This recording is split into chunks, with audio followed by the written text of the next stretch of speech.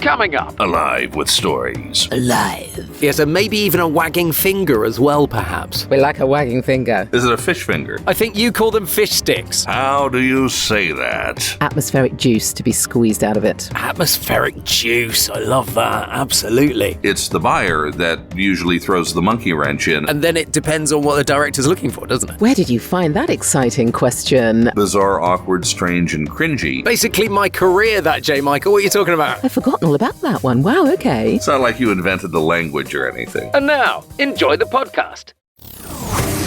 How do you say that? How do you say that? How do you say that? How do you say that? Hello and welcome to How Do You Say That, sponsored by BritishVoiceover.co.uk. Here is Mark Rice, my co-host. Hello, and that's Sam Boffin over there, my co-host. Hello. So every week we ask the question, how do you say that? And we invite a special guest to help us answer it. Indeed, we start with a very simple idea, reading some scripts out loud, because there isn't just one way to read a script, there are lots and lots of different ways. So Sam, a bit of true or false before we begin. Yep. I don't like fish fingers. True or false? Wow, that's where did you find that exciting question? I don't like fish fingers. I reckon you do like fish fingers. I think it's false. It is false. I love fish fingers, and especially Oh a fish finger sandwich. Okay. So, I have been on stage with Frank Sinatra. Is that true or false? Oh, God, I hope it's true. Your dad was very in the media, so I think that is a distinct possibility. Maybe you a little. I'm going to go true. It is true, but not for the reasons you think. Oh, okay. In that, I remember it was one of the last tours he did in England, and he was at the Royal Albert Hall. Yeah. And I was a very poor student at the time, and all I could afford were the orchestra seats. Oh, right. Or the choir seats, actually, Amazing. that were on stage. Wow. And I was literally touching distance away from Frank Sinatra, which was really exciting, although you did see the auto cue. That was the only downer. But he did turn round a lot, and he really kind of included us. It was the most exciting concert I've ever been to. That sounds amazing. Well, of course, we also have our very special guest with us, voice actor, demo producer, and voice coach, the one and only J. Michael Collins. Hi, J. Michael. How are you? Well, hello. It's a pleasure to be here. Thank you guys for having me. Well, it's taken this long to get you on, so I'm really excited about this. Sam, for the people that don't know, let's find out a little bit more about J. Michael. Absolutely. So with over 25 years as a professional voice actor, J. Michael Collins has worked with some of the biggest companies, brands, sports leagues and organisations on the planet. He also is a leading authority in the online casting space and is a voice coach and demo producer. Well, J. Michael's won more than 50 industry awards, and along with his wife and business partner, Anna, J. Michael is the producer of VO Atlanta, the industry's largest and longest running conference. He's also the co-producer of One Voice Conference USA, and he hosts voice actor retreats each year at luxurious venues in Europe. So welcome along, J. Michael. Have you got a fun fact for us? Well, the first fun fact, and it just occurred to me as you were speaking, is that I've never seen a fish with fingers. But I think you call them fish sticks. Maybe around Chernobyl you'll find a few of them. But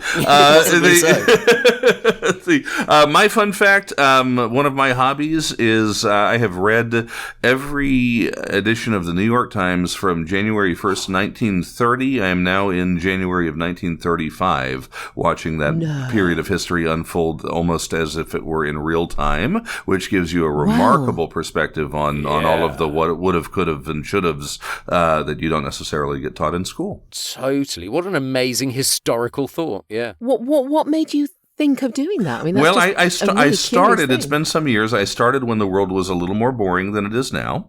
To me, it's a fascinating way to learn about a period that is obviously so crucial to the way the world developed over the years, and to see it in a manner that is contemporaneous to the people who were experiencing it at that time. And it just became a bit of a passion of mine. And so it's still, most nights, that's what I'm reading to fall asleep, is the New York Times from 1935. Wow. Well, with that page turner, let's have a look at the first script of our show and ask, how do you say that? How do you say that? Now, Sam, what have you brought for us to play with this week? Well, it's kind of an advertisement, but it's more like a corporate video, really, for a secret venue in London. Like a theatrical venue. Yes, it does also. It's underground, and it hosts all kinds of different things. So it's got a bit of a rebellious streak to it. Ah. Yeah. And a theatrical streak? And a theatrical streak. Within to it, the yes. read? However you like, actually. Sam never gives us much direction to go on before we do it. J. Michael is like, oh, okay. Oh, well, I've got an idea. Okay. Tempted Good, just I'm to glad. go for. All right, I'll go for it first then. All right. Okay.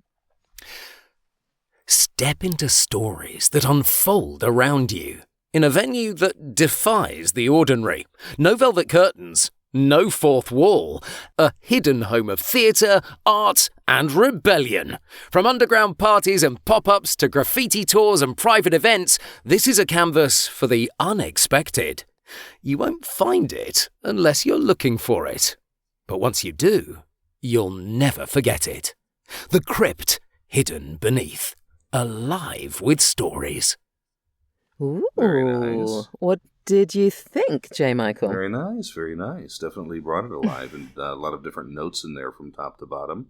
It took us on a little tour of the theater. I tried not to keep it all at one level, yeah. Right? Yeah. Very good. Always important. I suppose for me, because it's underground and secret, there could have probably, I'm always really hard on you, Mark. I know. There could have probably been more of an atmosphere that you could have Okay, yeah, built, yeah. Fair. maybe. Yep. Because it was big on the promotional side in terms of, saying this is what it is. Yep. But I wonder if there is more atmospheric juice to be squeezed out of it. Atmospheric juice. I love that. Absolutely. Actually, it sounds disgusting. Do you reckon you'll get some atmospheric juice out of it? I can try a little atmospheric juice. Let's see let's what go. flavor it is. All right, so I'll keep Mark's read in the back of my head and give it my own spin. So here we go. Step into stories that unfold around you in a venue that defies the ordinary. No velvet curtains, no fourth wall. A hidden home of theater, art, and rebellion. From underground parties and pop-ups to graffiti tours and private events, this is a canvas for the unexpected. You won't find it unless you're looking for it, but once you do, you'll never forget it. The Crypt, hidden beneath, alive with stories.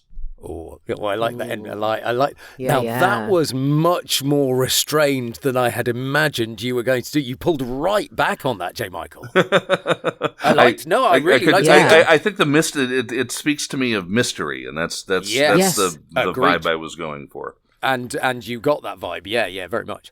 I think you're right. It had that sort of secret, you won't quite believe this is here feel to it. Because when I got it, I sort of thought of 1920s, kind of jazz Right. prohibition type thing. And that's sort of, so I loved that understated feel to it, actually. It felt like, you were really teeing it up. Well, thank you, sir. Yes. Are you going to say that they wanted something completely off the wall then? I don't think they did want something off the wall. And in fact, interestingly, I was quite surprised that I was the voice for this in many ways, because I would have thought they'd want a quirkier voice. Yeah, I know what you mean. Yeah. Yeah, something like the MC from Cabaret. That's what I kind of imagine the whole Yeah. thing to be. But I gave it my best atmospheric feel, and that they obviously wanted me for whatever their reasons were. So I am not to question that. Well, indeed, if they're paying the money, that's the point. There's a temptation to do the last line as a movie trailer. The Crypt, hidden Yes. beneath, Yeah. alive with stories. Alive. This summer. So true. And it equally would work that way. Right? It would. But yeah, absolutely. Hold on to your hat, J. Michael. The wild card is still to come. You never know. You never know. That is true. Right, Sam, show us what you did. Step into stories that unfold around you in a venue that defies the ordinary. No velvet curtains, no fourth wall. A hidden home of theatre, art, and rebellion. From underground parties and pop-ups to graffiti tours and private events, this is a canvas for the unexpected. You won't find it unless you're looking for it. But once you do, You'll never forget it. The Crypt, hidden beneath, alive with stories. Oh, it's beautiful. It was very cheeky. You won't find it until you're looking for it. I thought that was lovely. A raised eyebrow. Totally that. Yeah, so maybe even a wagging finger as well, perhaps. Oh, we like a wagging finger. We do indeed. Is it a fish finger? It's a fish finger, yeah. Yeah, I think yes. I thought you might go harder with the end line, but you pulled that right back as well. Yeah. It was. Well, of course, I have the benefit of knowing what was going on underneath it. And although it had a lot of really exciting and interesting visuals, it was a drum through most of it and a sort of misty sort of atmosphere that kind of dissipated at the end. So it needed that sort of mystery rather than big finish, as it were. It's hard not to just fall into a trance with her sound because it's such a lovely voice to begin not with. Another guest that says that. They all say that. Oh, dear me.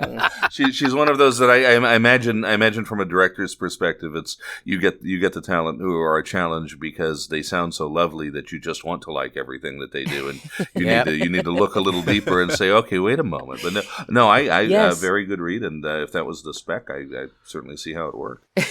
You're right, though. Interestingly, there is that kind of certainly if I'm doing character roles, I often get quite hard characters actually, so I can't use that kind of soft, that sort of soft voice that I often use on this kind of thing. I have to use something an awful lot harder. Yeah, it's important that you don't sort of get trapped into one delivery, I guess.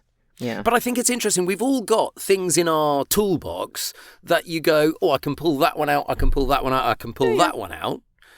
And then it depends on what the director's looking for, doesn't it? Yeah, and my favorite thing, or perhaps least favorite thing in voiceover is that I always tell talent that you have essentially 3 dragons that you have to get through to get the job, and you have to get through your agent, you have to get through the casting director, and then you have to get through the buyer. And the agent and the casting director are usually fairly predictable. It's the buyer that usually throws the monkey wrench in, and then everything you've done up to that point, you go, that's great. Well, let's just try something different. Yeah. Oh, So God, and true. haven't we all been in sessions like that? And they normally do it right at the last minute as well, changing on the fly. But it's also actually why we often audition for things and then we don't hear, and we just assume if we don't hear, it went to somebody else. And then 6 weeks later, after it's gone through a variety of different people and wheeled its way back round, you get the call and say, actually, you got that. And I thought, I've forgotten all about that one. Wow, okay.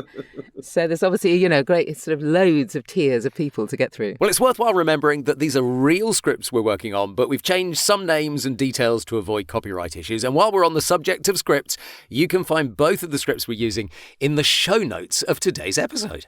We can indeed. So, J. Michael, tell us a bit about your script. Yeah, it looks good. So my script is a little bit more of a playful advertisement for Mike's Amazing, which is a condiment brand in the United States, and brings into play on camera with us. You have Jason Alexander, the actor from Seinfeld. Yes, in case people can't picture Jason Alexander, he played George, the one that was George balding and moaning a lot. Yeah, the one who's a shorter version of me. So this is a little bit more humor based, and it's very much in line with where humor lives in commercial in the United States, in that it's quirky and awkward. And one of the interesting things that we saw in the American market is during the pandemic, quirky had been popular with humor for many years, but it was quirky, light, bright, cute, and playful. And during the pandemic, it switched almost instantly to quirky, bizarre, awkward, strange, and cringy. And it hasn't moved away from that. Basically, my career, that, right? J. Michael. What are you talking about? But I always joke that the reason they did that was the companies still wanted you to laugh, but they didn't want you to believe that they were having a better pandemic than you were.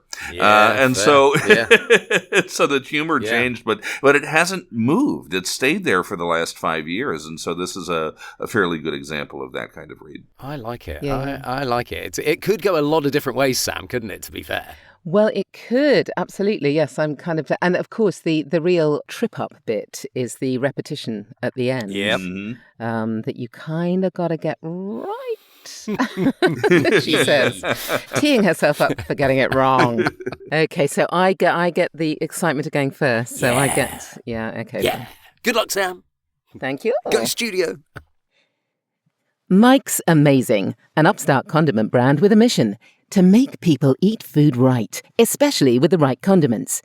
To right America's most serious wrongs, we took to the most lawless establishment we could find, the classic American diner. There was only one man who could bring civilization back, the most opinionated diner of all time, Jason Alexander. And Jason Alexander. And Jason Alexander. And Jason Alexander. And, oh, you get it. Because one Jason just wasn't enough for this level of savagery.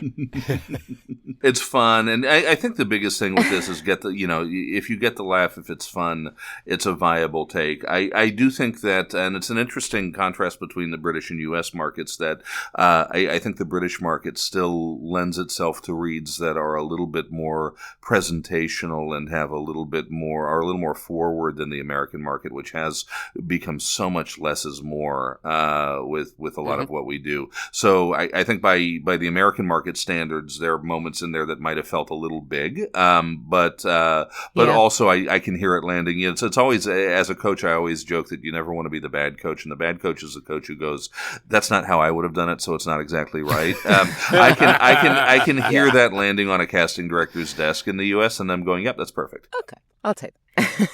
Just in what J. Michael said there, Sam, there are lots of clues for me in the next read. For sure. Because I was about to say, J. Michael, I probably would have gone bigger with that than Sam did. And it's like, I heard your first read on the other one, so I can believe it. So I try and bring the butch energy wherever I can. Maybe a little too much sometimes. It doesn't always come out, the butch energy, so I'm pleased to see it back. I did get the quirky out of it, Sam. I wonder if the quirky is the same quirky in British as it is in American. I wonder. Well, that's true. That's a good question. And I don't really know if any of us would know the answer to that particularly, but hey ho. Right, well, I'll give it a go. I'll give it a go. Right, bring it right down, Mark. Bring it right down. All right. Mike's Amazing, an upstart condiment brand with a mission to make people eat food right, especially with the right condiments.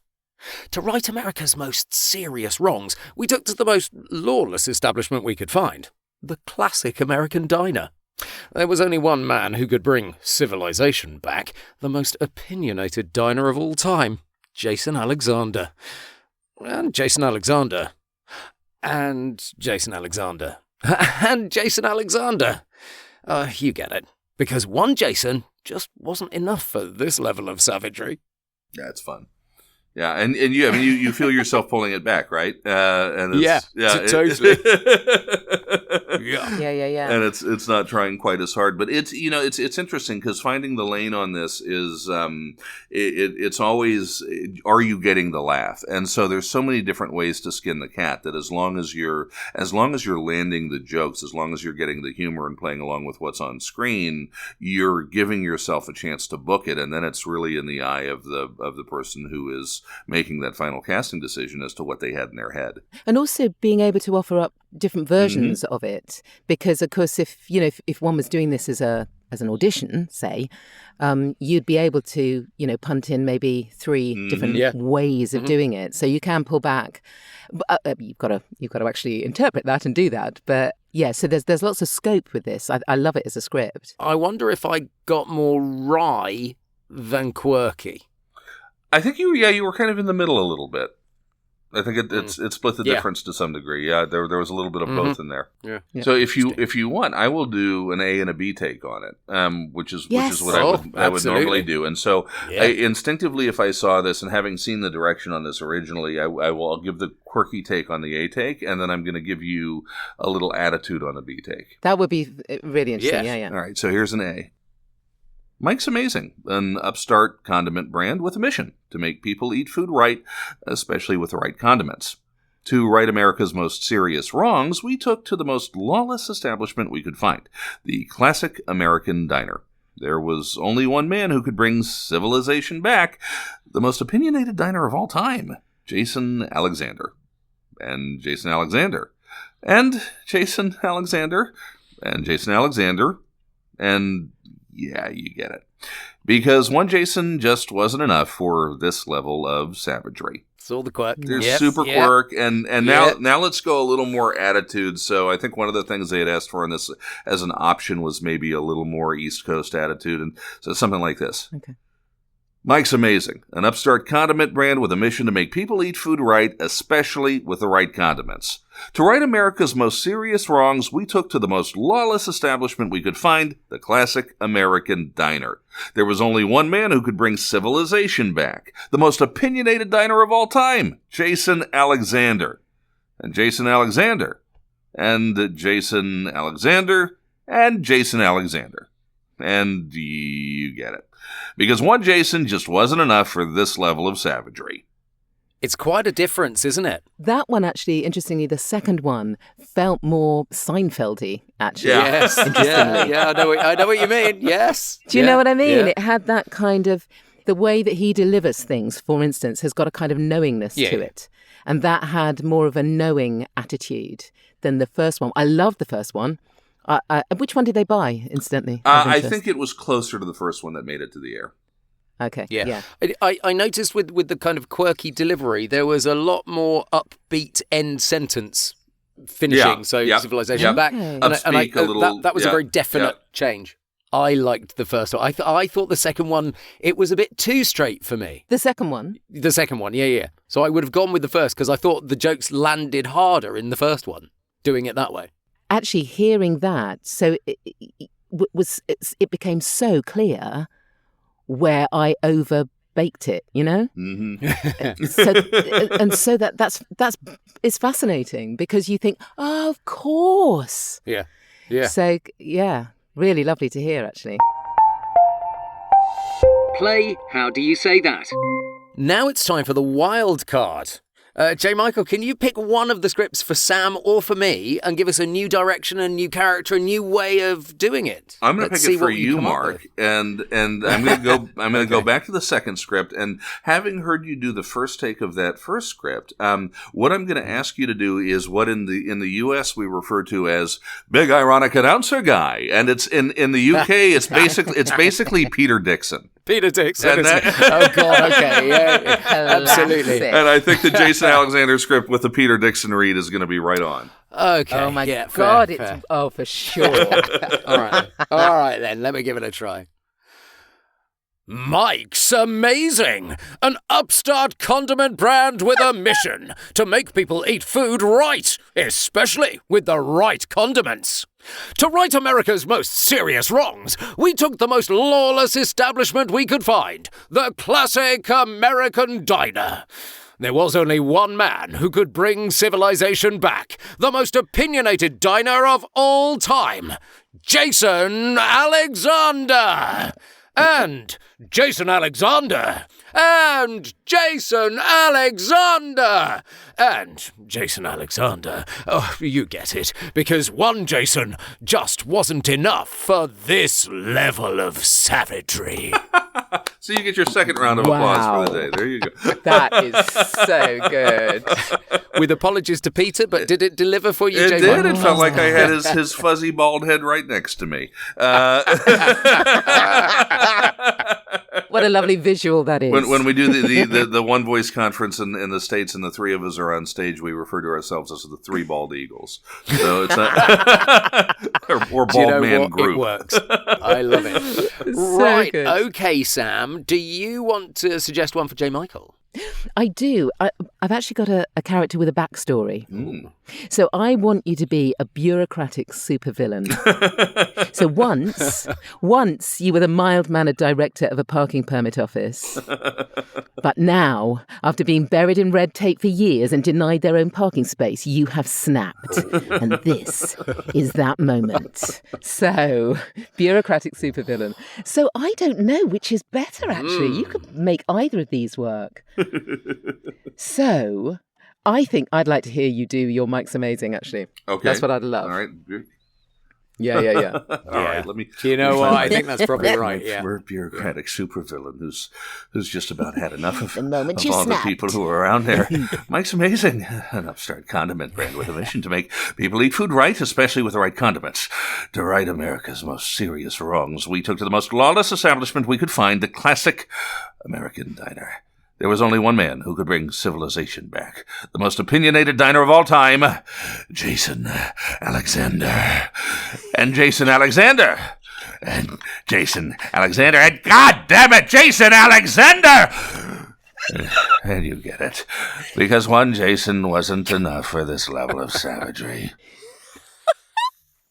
Oh, I certainly got the moment where he cracked. There was a growl in your voice. Just so good. Yes. When you lost control and pulled it back. Oh my God. I could see that I thought that was character. That lovely. was so good. Really so lovely. good. I imagined you getting redder and redder and redder and redder until maybe you went pop. I imagine I'll be in an emergency room in the very near future. It's entirely possible. All right, Sam, I've got one for you now. Okay, you are a woman with your eyes closed, murmuring Yes. to yourself quite happily you've had a lovely day. But then you open one eye and it's dark outside. And then suddenly, to your huge fear, you realise you're locked in a coffin and you've been buried alive. That is my absolute... that's my scary place. That's my room 101. And it kind of works with the Crypt, Oh my doesn't it? God. Okay, so I've got my eyes closed and I don't know anything about it. So at the beginning, you don't know where you are. You've had quite a good day. So I'm. It's almost like I'm just. Yeah. Okay. Oh my God. Okay. Step into stories that unfold around you in a venue that defies the ordinary. No velvet curtains in it. No fourth wall. A hidden home of theatre, art, rebellion from underground parties and pop-ups, graffiti tours and private events. This is a canvas for the unexpected. You won't find it unless you're looking for it, but once you do, you'll never forget it. It's a crypt, hidden beneath it. Life and stories. Oh my God, I was right there with you. That was Oh, terrifying. it was. That was I think the bureaucratic supervillain is the one who put her there. You might be right. Exactly. Yeah, there's a, exactly. These stories are stitched The together. moment of panic, Sam, when you suddenly realised, I think was much earlier than I was expecting it, because it kind of began at no velvet curtains. Mm-hmm. And I thought, oh Yes, my it did. God, that was earlier than I was expecting it to be, but it really worked. That was great. Despite being my room 101, that was really interesting to do, because you had to really sort of think, what actually would you do? It's an oft-used Yeah. thing, isn't it? I've seen it on so many things, and it always makes me chilled. No, we hear the actor and you just came to life. Oh, absolutely. Yeah, absolutely. Well, as always, we've put the scripts in the show notes, so if you want to be locked in a coffin, you can have a try yourself. Lovely, yes. So, J. Michael, truly, honestly, trying to find the single right question for you was We had a very long tricky, discussion about but- it, to be fair. Absolutely. So, so you work in lots of different countries and markets. What is something that voiceover actors often don't realise changes dramatically across territories? It could be performance style or casting expectations or demos, or what's the thing they don't realise changes dramatically? I'll give you two, and I think performance style is one. So one of the things in English-speaking markets in particular, I find that, and please excuse my my jingoism here, but that the trends do seem to start in the United States, and that Canada winds up being about 3 or 4 years behind a lot of those trends, and the UK winds up being about 6 or 7 years behind. And I think think we saw that with diversity. We saw that with female talent starting to get a bigger piece of the pie. We saw that with just accents. The RP still dominated in the UK for quite a while, and it's only in the last 5 to 7 years or so I think that we're starting to see a lot more estuary accents and regional accents and things on mainstream adverts in the UK. So I think understanding that different trends are at a certain moment in their maturation in different demographics. Europe is a fascinating market. Continental Europe, I do a reasonable amount of work in Germany and Scandinavia and the Netherlands. And the interesting thing is that as thoroughly progressive as Europe is compared to much of the world, it has not embraced diversity very much in terms of voiceover. It's still, pretty much the middle-aged white people who book most of the work. So it's very interesting to see different trends in different places. Got to be some work for us somewhere. Yeah. So so that's one thing, is just performance and demographic the trend changes in different parts of the world. The other thing I think is pay, and just understanding that rates of pay are different in different places. The U.S. obviously tends to be a little higher in most cases than most other places, although I find a lot of very good work in the UAE. Which is not a market a lot of people talk about, but Dubai and the other Emirates, you can often find. They'll hire you for something that you'd be very happy with $500 for, and there'll be another zero on top. I've heard this about the UAE. So there could be some very interesting work in pay wise in different places. Europe, again, Northern Europe tends to pay on standard with the US or the UK, or perhaps somewhere in between. Southern Europe is going to be lower budget in general. So just understanding how rates work in different places, I think, is important as well.